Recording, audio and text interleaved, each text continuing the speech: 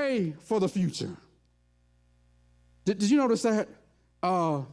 They wanted the new wineskins, watch this, because they were flexible.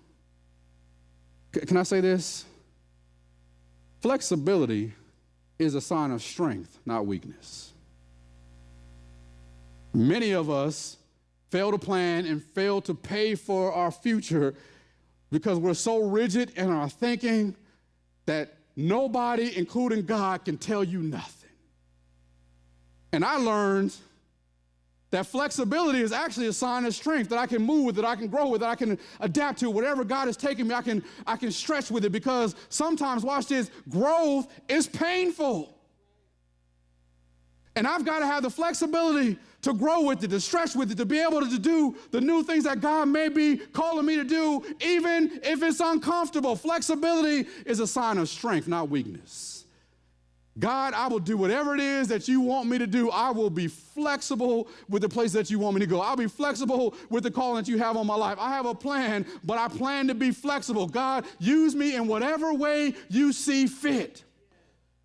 That's why you got to pay for the future. I don't know if you noticed it, but wineskins were made of goats. And so one of the things that they had to do in order to transport this new wine, because it required new wineskins. And so if they didn't have any new wineskins, guess what they had to do? Sacrifice a goat. Some of y'all just missed that. Some of us, we refuse to change because we're not willing, watch me, to make the sacrifices. See, this is where the throw the dollar and holler theology don't work. Because they realize that if I'm going to take this new wine that God has given us, if I'm going to take this new wine to this new journey, if I don't have any new wineskins available, it means that for me, I've not to just plan for my future, but I also got to be willing to pay for my future. What are you saying, Pastor? Are you willing to make the sacrifice to be who God is calling you to be? Am I willing to pay up front for where God is taking me? Am I willing to do the hard work? Are there some things that I'm willing to sacrifice in order for me to go on this journey?